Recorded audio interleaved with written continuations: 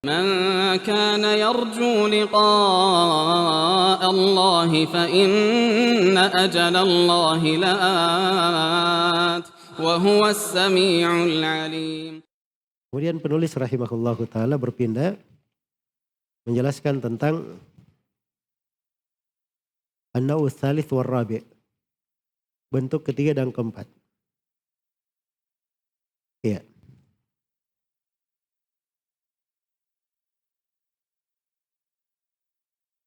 Kata beliau rahimahullah, al-hadariyu was-safariyu min ayil Qur'an. Al-hadariyu dan as-safari dari ayat-ayat Al-Quran. Ini saya poinkan 3 pembahasan. Yang pertama al-muradu bil khadari was-safari. Biasanya kalau di masail saya sebut al-muradu bikada wa kada. Itu artinya penulis itu tidak memberi definisi khusus untuk naw' tersebut. Iya. Jadi karena dia tidak beri definisi khusus, kita tahu bahwa maksudnya itu ada. Maksudnya ada. Karena ketika dia terangkan bait-bait syair, itu penjelasan tentang masalah tersebut supaya kita bisa memahami maksud dia apa. Ya, makanya saya globalkan pembahasannya menjadi al-muradu bil hadari was safari. Apa yang dimaksud dengan al-hadari was safari? Al-hadar itu nisbat kepada hadar, artinya dia hadir, mukim. As-safari itu nisbat kepada safar. Ya. Dan maksud pembahasan jelas ya. Al-hadari maksudnya ayat-ayat Al-Quran yang turun dan Nabi sedang apa? Mukim. Dan safari adalah ayat-ayat Al-Quran yang turun, surah yang turun dan Nabi SAW sedang safar. Ya karena manusia keadaannya cuma 2. Apakah dia mukim atau dia musafir. Mukim atau musafir. Itu kondisi umumnya seperti itu ya. Walaupun di pembahasan fikih itu ada istilah lebih mendalam dari itu. Ada mustautin, mukim, dan musafir. Itu di pembahasan fikihnya. Tapi di pembahasan menjadi 2 di sini penulis hanya yang menjelaskan mana yang di waktu mukim dan mana yang di waktu safar. Baik. Kemudian pembahasan yang kedua, addu ma nazala fis safar. Jumlah ayat yang diturunkan dalam perjalanan. Baik. Kenapa dimulai dengan safar dulu? Nah, sama tadi cara ngitungnya. Sebab kebanyakan ayat-ayat turun kepada Nabi dalam kondisi apa? Kondisi mukim. Dalam kondisi mukim. Makanya disebut safari saja. Iya. Baik. Dan di sini beliau sebutkan ada lumayan ya, ada 8. Ya beliau sebutkan ada 8 tempat, ada 8 dari apa yang turun pada saat safar. Kata beliau was-safari ka ayatit tayammumi. Ma'idatin bidati jaishin fa'alami. Kata beliau dan safar itu seperti ayat tayammum. Safar seperti ayat tayammum. Ma'idatin, ayat tayammum yang berada di surah Al-Ma'idah. Bidati jaishin fa'alami. Di suatu tempat yang bernama Dhatu Jaish. Iya. Ketahuilah. Auhiya bil Baida. Atau dia di Baida. Baik. Ini tempat yang pertama ya. Tentang ayat tayammum. Ya ayyuhalladzina amanu idza qumtum ilas salati faghsilu wujuhakum wa aydiyakum ilal marafiq sampai kepada ayat wa in kuntum marda aw ala safarin aw jaa ahadun minkum minal ghaid falam tajidu ma'an aw lamastumun nisa falam tajidu ma'an fatayammamu faidan thayyiban. Itu maksudnya ayatnya di surah Al-Maidah. Ada yang mengatakan itu di Dhatu Jaish. Tempat bernama Dhatu Jaish. Dan yang mengatakan bahwa itu tempat di Baida. Ya, tempat yang bernama Baida. Iya. Baik. Nah ini dua tempat ini, dua-duanya bukan di Mekah dan bukan di Medina ya. Cuman berbeda saja di dalam letaknya di mana. Ada yang mengatakan bahwa ini antara Medina dan Khaybar, dan ada yang mengatakan ini antara Medina dan Mekah. Antara Medina dan Mekah. Tapi dua tempat ini dua-duanya bukan di Mekah dan bukan di Medina. Tempat yang kedua, thummal fathi fi qara'inil ghamimi ya man yaktafi. Iya. Kemudian surah Al-Fath. Surah Al-Fath ini itu turunnya di tempat yang bernama Qura Al-Ghamim. Iya. Dan ini nama tempat itu antara Mekah dan Medina, di sebuah lembah yang berada antara Mekah dan Medina. Itu Al-Ghamim ya. Qura itu artinya di ujungnya. Di ujung lembah tersebut. Iya. Dan ini syah di dalam Sahih Al-Bukhari dari hadits Umar bin Khattab radhiyallahu ta'ala anhu. Terkait dengan turunnya di surah Al-Fath. Berikutnya terkait dengan turunnya surah Al-Fath ya. Inna fatahna laka fatham mubina sampai akhir surah. Berikutnya tempat di sini dikatakan ya man yaktafi. Wahai orang yang iktifa, yang mengikuti tiba. Yaitu dari keindahan syair ya. Syair itu kadang kadang si nadhimnya itu memasukkan kalimat-kalimat motivasi di dalam syairnya. Jadi dia menadham sebuah buku tapi dia masukkan kata-kata motivasi. Iya. Di dalam manzumah mereka. Seperti Ar-Rahabiyah ya, di Ar-Rahabi dia berkata fahfad fa kullu imamin hafidhu. Apa fa kullu hafidhin imamu. Ya. Hafallah kamu, setiap orang yang menghafal itu akan menjadi imam. Nah itu kan kalimat motivasi. Iya. Kalimat motivasi. Sama di sini, ya man yaktafi. Wahai orang yang ittiba. Jadi memang pekerjaan belajar ini menekuni ilmu itu orang yang mau menapaki jalan Nabi memang seperti itu. Iya.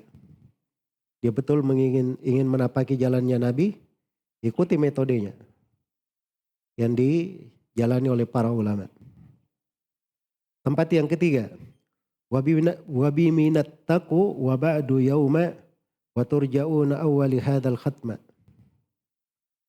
Ya, di Mina turun ayat wattaku. Setelah kata wattaku ada kata yauman. Ya, dan turja'una itu kalau kamu lanjutkan akhirnya ada kata turja'un. Apa namanya? Ada kata turja'un, setelah itu kasus sambung sampai akhirnya. Maksudnya ayat ya wattaqu yawman turja'una fihi ila Allah thumma tuwaffa kullu nafsin ma kasabat wa hum la yudhlamun. Itu ayat di surah Al-Baqarah. Itu turunnya di Mina. Turunnya di Mina. Baik, kemudian yang ke berapa? Yang keempat. Ini langsung disebut oleh penulis di sini ya, karena ini ada kaitannya dengan Makki Madani tadi ya. Itu memperjelas definisi penulis. Ini kan semua di Safar, tapi bukan di Medina. Tapi bersamaan dengan itu dihitung ayat Madaniyah karena turunnya setelah Nabi SAW berhijrah. Baik, termasuk surah Al-Fatah ya. Ini sudah yang pertama surah Al-Maidah, yang kedua surah Al-Baqarah, yang ketiga surah Al-Fatah. Itu Madaniyah semua. Kemudian kata beliau, wa yawma fathin amana ar-rasulu li akhir surati ya Saulu. Ya. Di akhir surati ya Saulu. Tempat yang keempat di sini amana ar-rasulu bima unzila ilaihi min rabbih. Ya, itu ayat sampai akhir surah. 2 ayat berarti ya. Sampai akhir surah. Baik.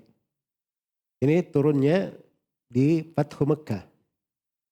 Turunnya di Fathu Mekah. Iya.